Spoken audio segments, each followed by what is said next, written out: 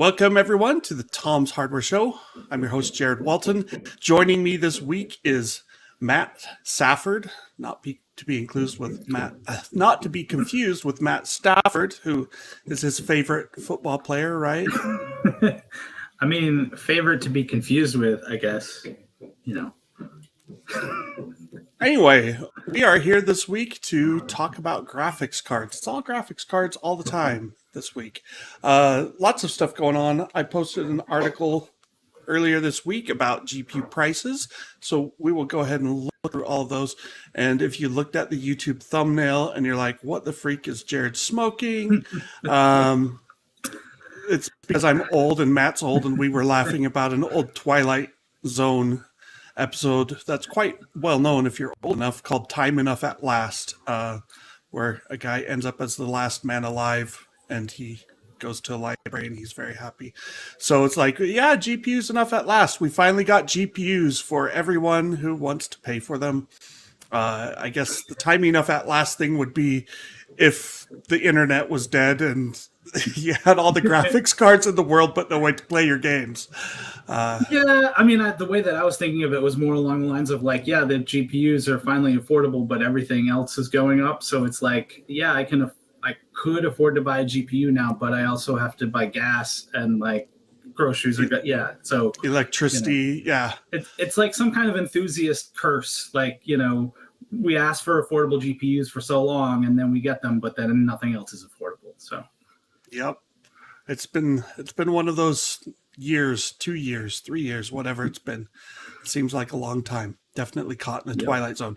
So I've put together some data, and I've got retail prices, current retail prices compared to eBay prices from the past 6 months, because for a while eBay was really the only place you could buy stuff. And we'll go ahead and look at all of the cards, which not all the cards that were available 6 months ago, because I wanted to have all the data. So we'll just flip through them really quick to give you an overview. RTX 3090. Crazy to think that just back in early January or late December, it was selling for nearly $3,000 still on eBay. You can now pick one up for an average price of under $1,500. 3080 Ti, $2,000, drops down to $1,100 for last month. 3080, $1,800 down to $900, and that $900 was for last month. I'll actually have the current prices in just a minute. 3070 Ti, now this one was never quite as high. 1250 is still high, but it's supposed to be a $600 card, so it was only twice the cost that it was supposed to be. 3070, almost as much as the 3070 Ti, in part because until very recently, the 3070 Ti was all LHR locked for mining purposes, which meant miners were like, yeah, I'd prefer a 3070 non-LHR. That used to mean something not so long ago. Now it's, and while we're talking about LHR, like for Ethereum mining, a 3090 today, which is unlocked anyway, but so are the 3080 Ti and such if you're using the right software, it will net you about 90 to 100 cents a day. And that's using about $1.60, $1.80 a day in power, depending. And that's for cheapish power. So it could be a lot more if you live in the wrong area. Like you could easily go into the red, even with some of the best mining options that are still available. So yeah, mining has just totally collapsed. Bitcoin prices are down. Ethereum prices are down like 40% in the past week. Good news for gamers, because that means miners have no interest in GPUs. So yay. Will they go back up? That's the question. Will Ethereum and Bitcoin skyrocket again? And that's what the pundits who like cryptocurrencies say, oh yeah, they're totally going to go back up and you should hold them and you should keep mining or whatever. I just laugh at the claims of decentralized currency, but everything that should make them go up would basically be making it not decentralized. Yep. Strange how that works. Let's see. 3070 we did. 3060 Ti, And what you'll notice is nearly all of these, they show this relatively linear progression over the past 6 months, dropping steadily down to the current prices. 3060, I didn't include the 3050 because that just launched March, I think. AMD side, so this is one of the few where like January and February pricing was flat and then it dropped a lot. The rest of the AMD cards, same pattern as the NVIDIA side, 1300 down to 650 for a 6800, which is interesting if we go back to that for a second. Like the new 6750 isn't really much cheaper than the 6800, but the 6800 is like clearly faster in the benchmarks. It has more memory, so it's kind of a weird card to even have. And that's why the 6800 is actually still over MSRP probably. 6700 XT, and then final two, we've got the 6600 XT and the 6600. So, summarizing all of that, everything, eBay price back in January to the current retail price has dropped pretty dang close to 50%. Some of them have dropped more than 50%, like the 3080, which you used to pay almost $1,800. In fact, last year, a year ago, it was probably going for over $2,000. Now it's down to $770. That's only 10% above MSRP, which is great to see. 10% above MSRP is pretty typical for the 3080, 3070 Ti, 3070, the lower tier NVIDIA cards, while the higher tier stuff that had really high MSRPs is closer or even below MSRP in some cases. Like the 3090 Ti is not listed, but that's supposed to be $2,000, but it's selling for like $1,800 now. So there you go. Like GPU prices are dropping, and I guess the real question is, where do they go next? And that's kind of what I wanted to talk about. So we've been here before, right, Matt? Absolutely. It's 2018 all over again. Yeah, and it took longer. Like, I thought this was going to happen when Bitcoin and cryptocurrency shot up back in, what was it, late 2020? I thought this was going to happen like 6 months to 9 months later. They stayed up high for a lot longer than I expected, but now they've crashed to like 1/3 of their previous high, and people are now like, well, we should cut our losses, sell off our hardware, stop mining, all that stuff, and we are expecting a pretty massive influx of used graphics cards to hit the market, which even if you don't want to buy used, which I wouldn't necessarily recommend buying used unless you are willing to take that risk and you know how to service your card and clean it and make sure it works, and you stress test it and all that stuff. I've got an article on that on Tom's Hardware, but you could buy used. But even if you don't buy used, that influx of cards is going to push down retail prices because they do compete with used cards. So good news, right?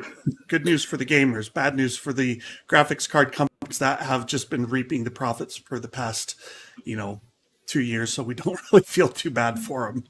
Yeah, I mean, I would say the only way that it's potentially bad for gamers is it makes it like harder for them to release new cards, right? Like if the market is flooded, they're not going to be in any hurry to release, a new generation of cards if they know they either have to sell them at extremely low prices or they're going to get ignored, right? So it's good in terms of like actually being able to buy stuff that's affordable, but probably bad in the short term for progress. Yeah, and we saw this back in 2018. I mean, all the indications are that NVIDIA's Turing architecture that launched in like late summer, early fall of 2018, depending on which card model you're talking about, that was probably supposed to launch in the spring of 2018. But there was such an excess of inventory for the previous generation GTX 10 series cards that it got pushed back, and they cleared out inventory, and things got delayed. Probably didn't release the new stuff quite as fast as they otherwise would have. Will we see that again? Possibly. I mean, we don't officially have a release date from NVIDIA or AMD other than basically this year is when I don't even think Nvidia has said this year, have they? Like AMD has committed to RDNA 3 will come out this year. Nvidia says they're working on their cards kind of cagily, and they don't want to say anything else. So They need to, yeah. I mean, the situation is changing fast, right? From a corporate standpoint, like, you want to hold things close to your chest as long as possible because, you don't want to say, yeah, it's coming out, and then it makes no sense to come out, but you already committed to it. So, yeah, I mean, I think as much as they can keep things under wraps, they probably will because, you know, it's hard to make those decisions in a climate that's volatile. yeah, you got some construction going on over there, Matt? Yeah, they're building a condo across the street. So That's awesome. Good times. You need NVIDIA Broadcast, and maybe it would remove that. I don't know. There's my plug for NVIDIA. I am using NVIDIA Broadcast, by the way, so, but I don't have construction making noise. So that's kind of where we're sitting. When will the new cards come out? How fast will they be? How much will they cost? These are all important questions. And, TSMC, who was producing all the chips for Intel and AMD and NVIDIA and Bitcoin miner ASICs and whatever else, like plus smartphones and Apple and all that stuff, they've jacked up their prices on their wafers, and NVIDIA and AMD had to commit to wafer purchases further in advance, meaning their costs are higher. It's going to be interesting to see like how that plays out. How much higher were those costs? Well, we don't know.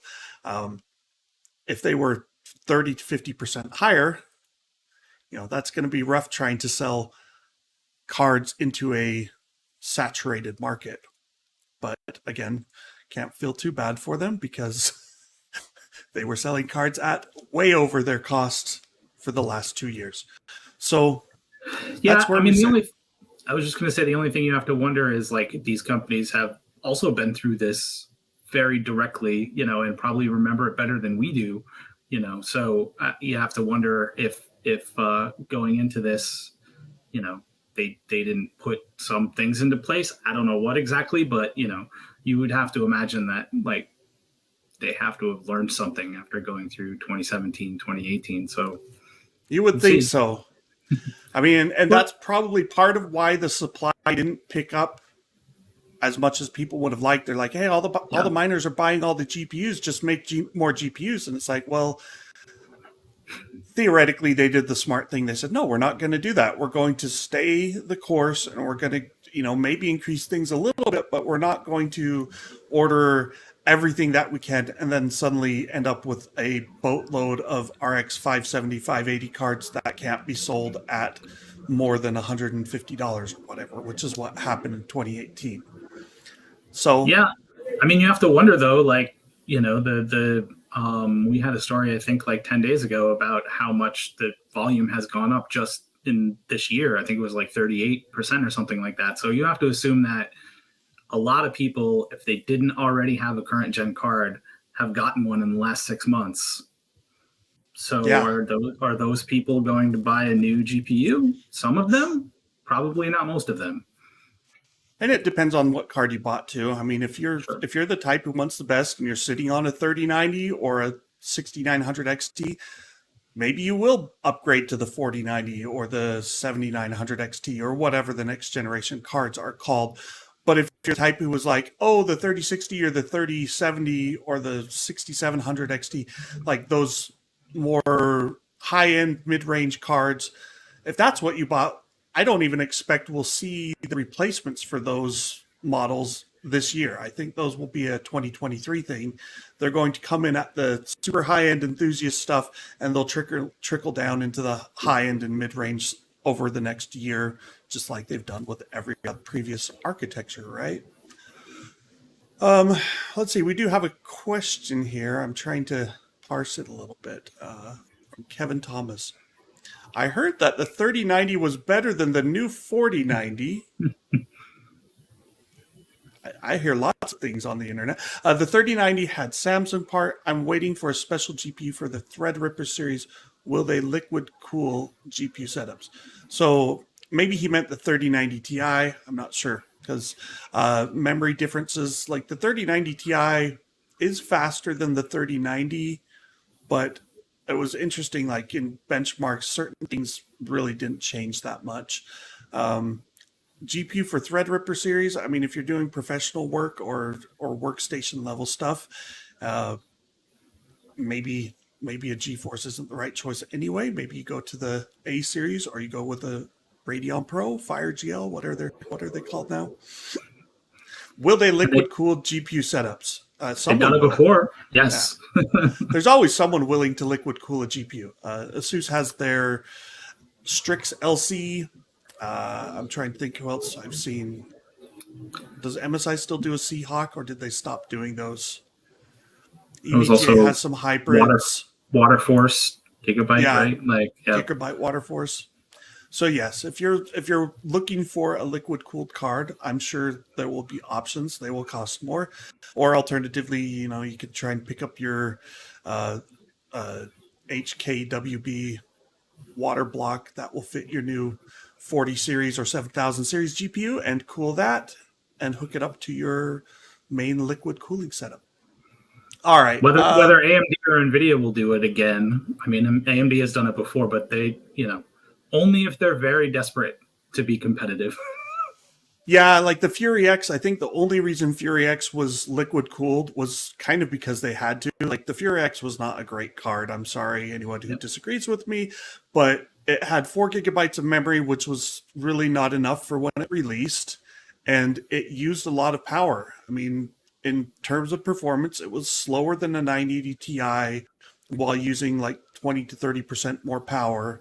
And that's not a winning solution. And power would have been even higher if it wasn't liquid cooled, because by running at colder temperatures, they were able to use less power.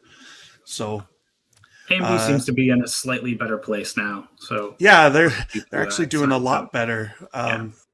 So I'm really curious to see where they go with RDNA 3. There's rumors floating around, nothing really concrete. Like there's people suggesting, and I think this seems reasonable, that they will do something similar to what NVIDIA did with the Turing and Ampere architectures, and that's add in, however you want to phrase it, dual pipelines or an extra ALU or something along those lines, so that your compute units, instead of doing they did 64 FP32 ALUs per clock could all run, but you could double the number of FP32 pipelines and thereby double your teraflops. So that will be interesting to see if they do that and how that affects performance and what happens with their memory stuff. Like, we know they went big on Infinity Cache. I don't know that you can do Infinity Cache 2.0 and get the same gains. Like going from 0 Infinity Cache to 128 meg gives you a big boost. Going from 128 meg, even if you doubled it to 256 meg, I'm not sure you would get more than maybe like a 5 to 10% performance boost out of that. But they have said they're looking at 50% improved performance per watt with RDNA 3. So I guess we'll find out later. I feel like that's the most commonly said thing of all GPU architectures is 50% improvement. Like, it's kind of a crock. I wrote about that too. And what you need to understand about performance per watt is that it's on a curve. And if you drop performance 10%, you might be able to drop your power use 30% and thereby improve your performance per watt by 50%. Conversely, it's like boosting your performance by 50% at the same power is harder to do. Boosting your performance by 100% while only using like 50% more power or 75%, whatever the math works out to, that's even less likely. So NVIDIA said they had 50% better performance per watt with Ampere. And if you look at certain comparisons, that's true. if you look at other comparisons, they got like 10% better performance per watt. So it all depends on where on that curve you're looking and how you want to quantify things. So, I mean, it it's only needs to be true in one area for it to technically be true, exactly, especially if exactly. you're in marketing. Yep. Well, any other questions people have on GPU market in general, or should we move on to our next topic and talk about the best budget graphics card you've ever seen? I mean, I was just going to bring Intel into this, and it kind of seems like, I mean, we've Oh, been saying this for a while, but like, um, they're like edging into the market at the worst possible time. Like, in fact, I've got slides. So officially, Intel has launched the desktop Arc A380 in China. And I was laughing with Matt earlier. So this Gunner GPU, you can see on the blue, it says into the, and then if you go to the next side, unknown. And I'm like, wow, that is like the most truthful advertising ever. Like if you buy an Arc A380 from Intel, you are literally getting an unknown quantity in terms of gaming performance and lots of other things. Pricing on the A380 estimated after you convert from Chinese to US dollars, maybe $130 to $140. So that's not bad. But if it were a really good card, would they only launch it in China? I mean, I can think of a product that was only launched in China by Intel that sucked rocks. It's called Cannon Lake. Uh, Cannon Lake was the the CPU architecture that was the first 10 nanometer Intel CPU, and it came out at the end of 2018. But it really didn't. Like it was so bad that they only launched in China on one laptop. The graphics on it were disabled, and it was just a really weak sauce CPU. Like it could have been good if everything had worked out right, but it clearly didn't. And so they launched it there to say, "Hey, look, we launched it." Is Arc that bad? I don't think so. I hope not. But it is kind of odd that they're leading with China. I'm like, is there a demand in China for this product for some reason? I don't know. Uh, Arc is supposed to be coming to the US in Q3, which could mean as early as July or as late as September. We'll find out again in the future. yeah, right I'm on track for all the used GPUs to be, 12 feet deep in the market. yeah, and we're not expecting Arc to be super high performance, which means like it really will have to compete with used GPUs and mid-range parts that are selling at lower prices. And to, Speaking of, oh yeah, yes, go ahead. no, I was just going to say the other unknown to me is like, as someone like if I was going to buy an Intel GPU, drivers. that's a that's a massive question mark, right? Like they will have drivers, but like it is a huge job to maintain drivers. We see, Nvidia launching day of drivers for all these titles, and is Intel going to do that? Are they going to, I mean, like there's so much optimization that goes on. Uh, yeah. Yeah, and I think that's part of why it's been delayed. Honestly, for the US launch, I think they're going, we need to fix our drivers. I mean, I just tested a Tiger Lake laptop, retested it to see how certain games were running on the integrated graphics. I think it was Deathloop. I was testing FSR 2.0, and Deathloop didn't run on Intel's integrated graphics, and that applied for the Iris Xe. It applied for the previous generation Ice Lake 10th gen, 11th gen GPUs. It was multiple GPUs, and I'm like, if it applies to those, it probably applies to Arc as well. And it was driver bugs. Like you could actually run the game, but sometimes it was black. Sometimes the world had purple speckles. Sometimes it looked okay. It was this weird thing. So they're hopefully fixing that. All right. Next topic. We've got the lovely, this is the Radeon RX 6400. it's a GPU that you kind of wonder, why does this exist? And the answer is, well, there's two answers. One, it's a budget chip. The second is, you'll see here, there's 6 pins or 6 little soldering spots in the top left for power connector, but they're not used. And so that's the big thing, is that you can run this whole thing out of a single PCI Express slot and not have to have any additional power. I'll get to the power charts in a moment here. It's basically an RX 6500 XT with a few less compute units, running lower clocks, and with a lower power limit. And it's okay. It's not going to set the world on fire, figuratively or literally. It's a cool running card. I mean, I think the heat sink on it is kind of cheap and pretty weak. And even with the large fan, like, I was seeing 75 degrees Celsius temperatures under load. Not great, but it still worked. And you only get the 2 display outputs, which is, again, another problem with Navi 24. That's somewhere, like, this is what Intel's Arc A380M has to compete with, and theoretically, Intel might actually be better. They might have the same price, more display outputs, AV1 support, as well as HEVC support, which, if I remember right, this lacks. That was another thing that got cut from Navi 24.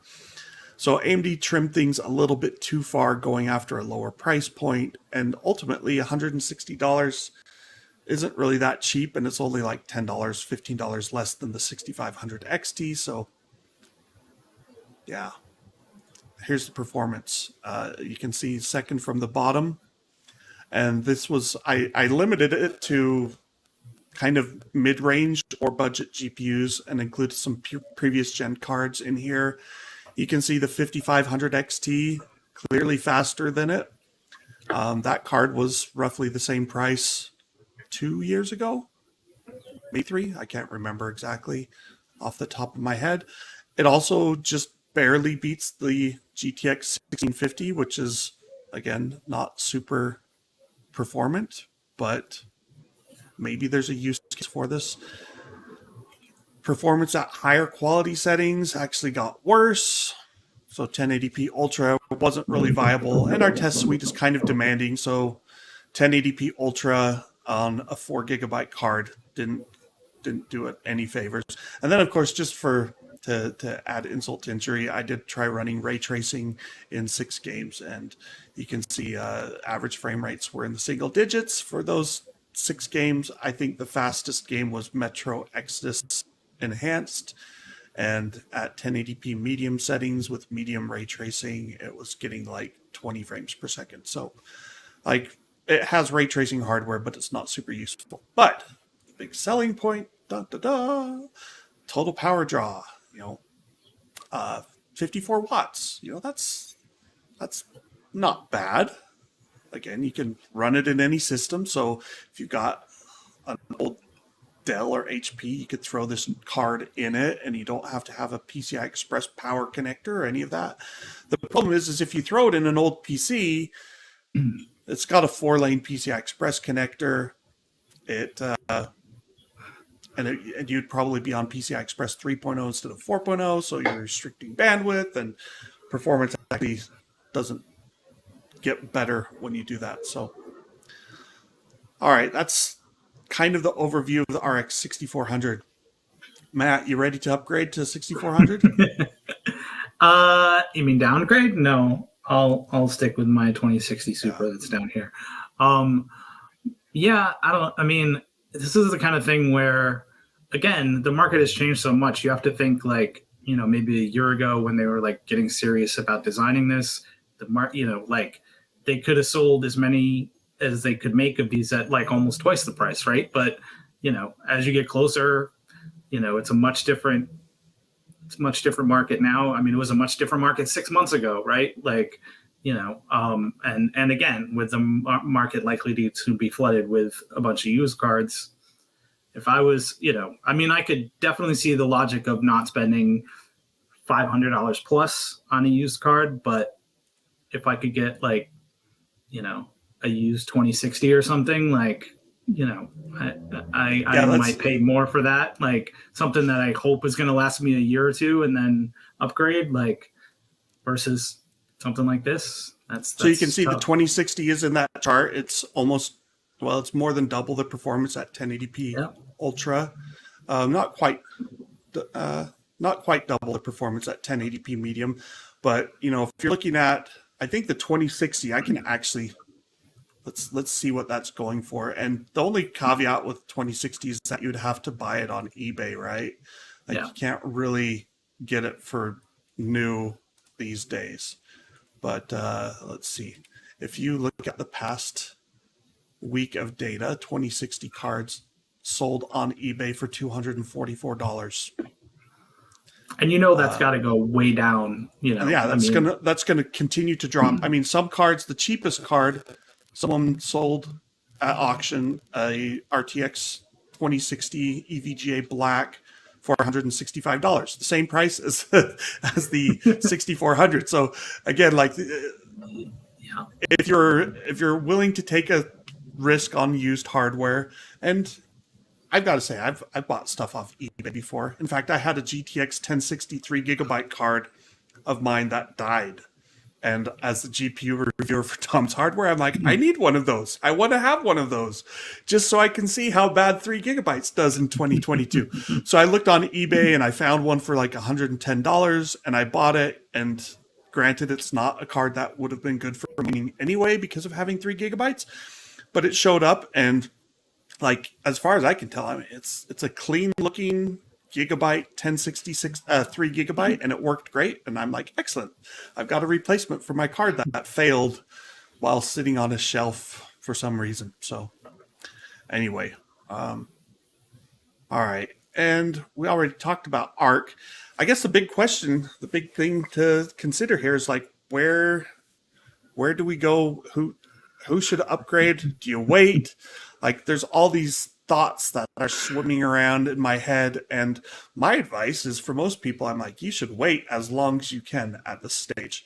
Because prices are just Yep. like when it's this linear trend down, down, down, down, down. I'm like, well, why not wait until it flattens out? And you might be able to pick up a 3080 for $400 or $500 instead of $770. So Yeah. That's definitely what I would do. I mean, and then the longer you wait, you know, we don't know, but whatever, you know, if you wait a few months, we'll definitely know some more things about next gen cards, you know.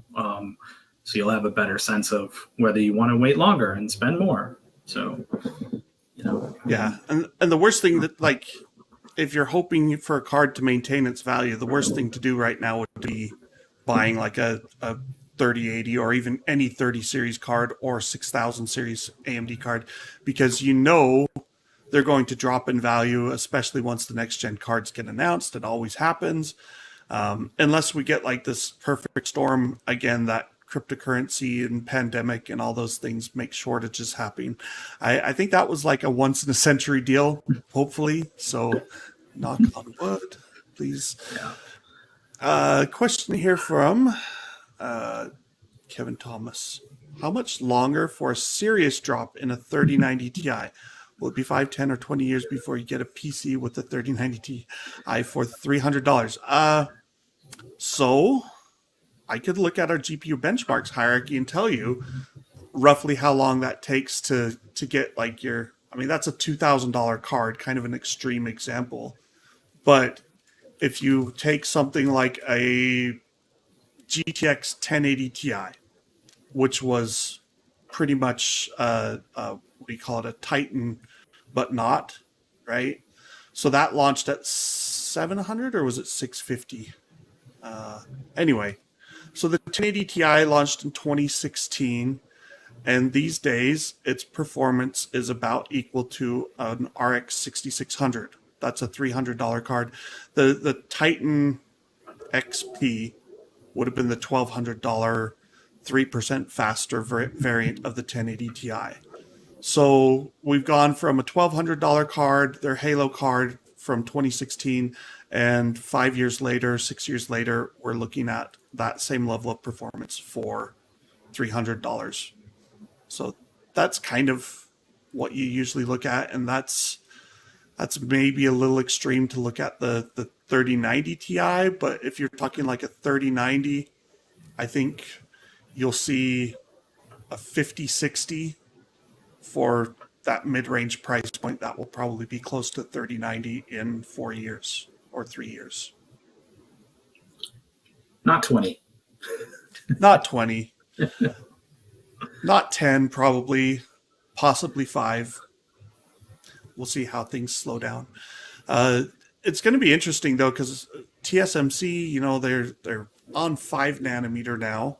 Apple's been making 5 nanometer chips since 2020, and Nvidia's like, oh, we're on 4 nanometer. We're on 4 nanometer for Nvidia, which TSMC even classifies 4N as a 5 nanometer family.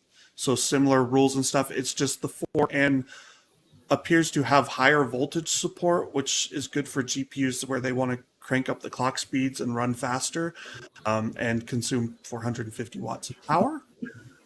We don't know for sure that RTX 40 series will use 4N, but we do know that Hopper uses 4N, and it seems like that would be a sensible thing for NVIDIA to do. AMD, for their part, hasn't said for sure that they're using N5 or N5P. N5P is a performance optimized variant of the 5 nanometer. So N5 was what Apple used for its M1 chips. N5P, I believe, is being used in the M2 chips. AMD will probably use the N5P as well for its RDNA 3, maybe for Zen 4 as well. Those are all coming out probably.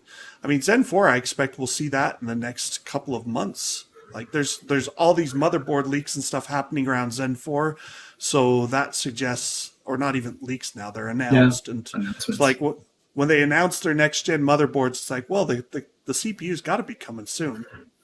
So I think you'll see Zen 4 CPUs first, and then probably a month or two later, we'll see RDNA 3 GPUs from AMD. And yeah, I mean, I think what you really have to worry about is TSMC. Everything is in TSMC's basket, right? And I mean, between pandemic, and I've been saying this, like I've had this conversation with Paul, like going back to like probably 2019, I mean, you see the issues that Intel has had, and it's like if TSMC has something even half as bad as those complications, like the whole industry kind of grinds to a halt when it comes to innovation. So it's kind of scary. The good thing is that TSMC is now like the premier fabrication place, and so all the companies that work with TSMC, like the guys designing the actual lithography machines, their name escapes me right now, like they work primarily with TSMC to make sure that things are functioning properly. But yeah, it's super complex. TSMC, I think they're supposedly talking about N2, their 2 nanometer stuff today. We'll see if that actually happens. And I was gonna say, Matt and I, we know all about putting your future eggs in one basket, don't we? Absolutely. that's a little future joke. That's our employer. Anyway, graphics cards. I would love to say go out and buy one, but I would say wait right now is my best advice. Wait until you can't wait any longer. Hopefully you can get an RTX 40 series if you're on the high end this year. If you're looking for something affordable, though, maybe when the RTX 40 series launches, you'll be able to pick up a 3060 or 3070 for less money, and that would be good as well. I mean, I guess if you got an extra $100, like, you're probably only going to save $100 by waiting 3 months. So you could just buy now and be done with it. Get on with your life. Yeah. It's a Tom's hammer in the background. Yes. Yeah, audio. Yes. Sorry about that. No, I was just going to say that, I mean, if you've been following this market for years, you watched it go up and things become less and less attainable and nothing was in stock. Just enjoy watching it come down for a while, and don't probably don't buy it yet unless you really need to, but it's probably going to continue to get better. So. And so is the hammering. Well, next gen, the big question for next gen isn't just prices. It's going to be, how fast are they? If they're 10% faster for 10% more money, that's not really a great bargain. If they're 50% faster for 10% more money, then we can get excited. The rumors suggest that NVIDIA and AMD could both be providing big jumps in performance with this next generation, but also possibly big jumps in power and possibly big jumps in price. So, linear scaling with price and performance might be in the cards for the high-end extreme GPUs that launch first. But I think, even if generational pricing does increase, I don't think they can go too much higher and still have people think something is mid-range, because they do have to compete with the consoles. And so if you can get an Xbox Series X or a PlayStation 5 for $500 and it performs good enough versus just $500 on a graphics card, like that's not going to get a lot of new gamers into the PC market space. So that's our market update for GPUs. We don't have a lot more to cover this week. We could talk a little bit about CPU vulnerabilities that have been exposed for both Apple's M2 and not M2, M1. Probably will work on M2. It may also apply to other ARM chips, but it hasn't been proven to do so yet. So that's kind of still in the works. AMD also had a disclosure about a vulnerability, or was that Intel? I think both of them. Yeah. Good times, more CPU vulnerabilities. These side channel attacks are a little crazy. Like, to me, knowing what they're doing, I'm like, man, that's really clever. These guys are really smart. Which is why they're not being discovered by hackers first for the most part. They're being discovered by incredibly intelligent engineers at, Google and other companies who are searching for this, because Google has this Project Zero that's like, hey, we want 0 bugs in our hardware, 0 vulnerabilities. I'm like, good luck with that. I think that ship has sailed. We're now entering the, I'm a big fan of William Gibson's Neuromancer, and I remember as a kid thinking, that's kind of silly. Like, how would all these vulnerabilities just exist and not get exploited all the time? Because it was a little too easy for like the hacker to just like, oh, I'm going to hack this system. Now I feel like, oh, maybe it's not going to be that hard. Anyone who has a will could easily break in if these side channel attacks keep on getting worse. All you have to do is discover a side channel. But that about does it for our show. I don't see any other questions. Kevin, you're our only friend. No one else asked questions this year. Or this day. We did have Steven Chen. GPU is far too expensive, more than 50% of the whole PC value now. I mean, it kind of depends on what PC you're building, right? Like, yep. you could always spend less on the GPU and spend more elsewhere. But if you're building a gaming PC, I think 50% of value probably ought to maybe go into your graphics card. Like that provides more balanced system, or at least a third of the value. If you're doing a Core i5 or a Ryzen 5 CPU, the motherboard and RAM, like those add up to $500, and so you could put a $500 GPU with it. If you put a $200 GPU with it, you're going to be graphics bottlenecked, and that's no fun. But you could just wait and maybe get it cheaper in a couple of months. Yeah. Well, 8K requirements could skyrocket GPU prices or performance or whatever. I'm not sure exactly if we're talking performance or prices, but I think 8K is first. Yeah, 8K is like, it's kind of placebo at the stage. Like there's things that could benefit from 8K. Large displays, meaning like your 12-foot displays or billboards and things like that. Yes, those can use 8K. I mean, I watched the Stanley Cup Finals last night on a 4K TV that was 75 inches. I mean, it was big. That's all I know for sure. I was at my friend's house, and the broadcast was streaming live at 1080p. Woohoo! And it still looked fine. Like I could look at it and say, oh yeah, I can see that that's not a 4K signal, but having higher resolution doesn't do you much good unless you're actually getting the content out there. And if we're talking PC monitors, like what would you do with an 8K display? I mean, I would need literally at least a 60-inch display to make that meaningful or practical. Yeah, I mean, I'm staring at a 55-inch OLED TV, so and it's 4K. And I mean, I'm not saying I wouldn't enjoy it if it was 8K, but then I'd probably have it at like 200% scaling, and then what did I pay for, right?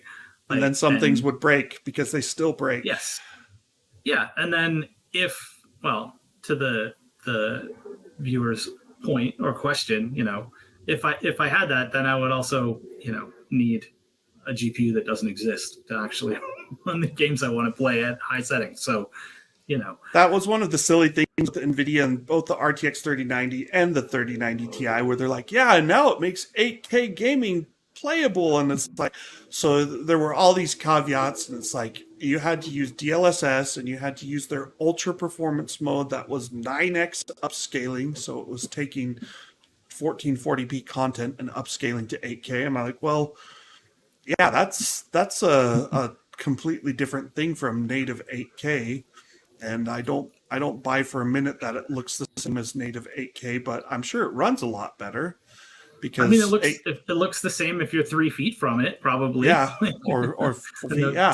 Yeah, like if the screen isn't too big, but yeah, no, I don't know. And then you also have like a significant portion of the market is much more interested in high refresh, and you have panels going up to 500 hertz plus. So I mean that. Listen, they're always going to be that part of the market is always going to be pushing the boundaries with the help on some level of the GPU companies, because hey, if we release a thing that is more demanding, you need to buy a better GPU. So like, yeah, if you build it, they will come. Yes. Yeah. So you're still using a 2060 Super, Matt?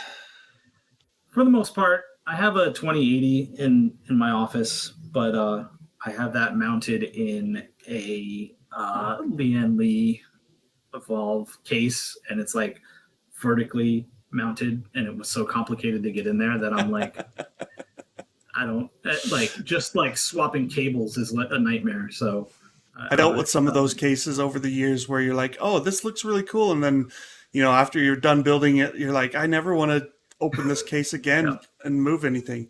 The interesting thing is, like, if you will just let go, not you personally, but people in general, let go of the idea that you need 4K or 1440p. It's incredible, like the experience you can get on modest hardware. I showed, let's see, we'll put this back on.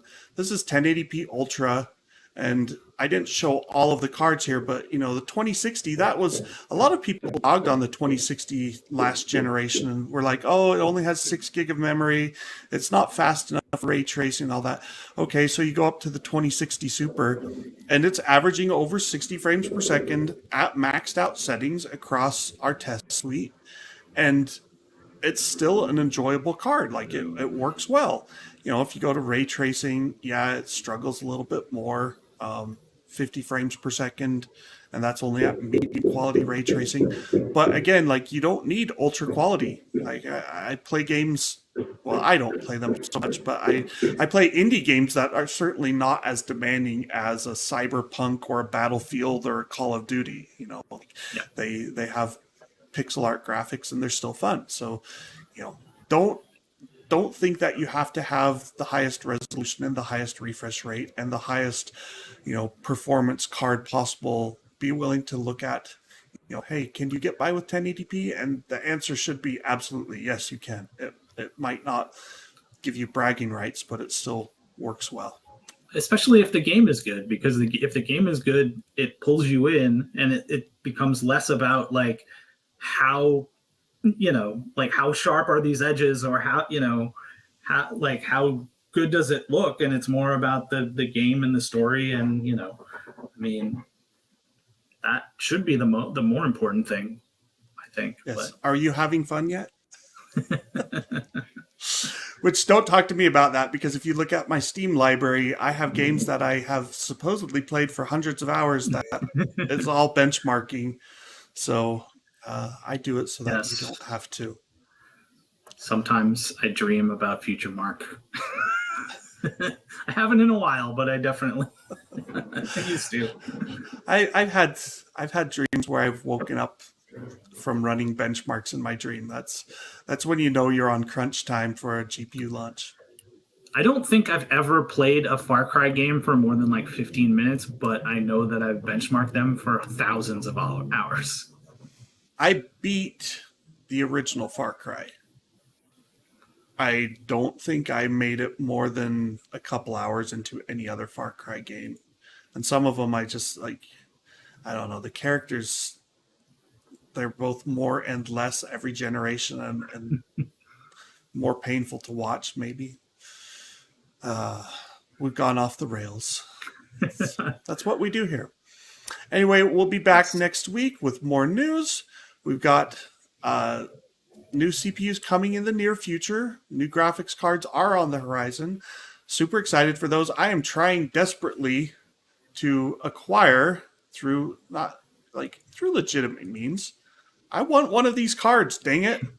I really do. Because I test hardware, and that's what I want to do. I want to test an A380 and see how it actually performs. Rumors are it's probably close to GTX 1650 and the RX 6400, 6500 XT. But I want to give it a shot, and I want to play with Intel's drivers and see if they've gotten better and all those things. Hopefully in the next few weeks, we'll manage to get someone to ship us a card or a PC from China, because that's the only way we're getting it right now. And then we too can go into the unknown. Arc. They should have done a tie-in with the game Arc, don't you think? You would, yeah, but Maybe. that would require them to have come out a long time ago. Yeah, Arc's no longer as popular, probably. And they've got, you can look on arc.intel.com and look up the Arc specs. But anyway, thanks for joining us, everyone. We'll see you next week. Bye.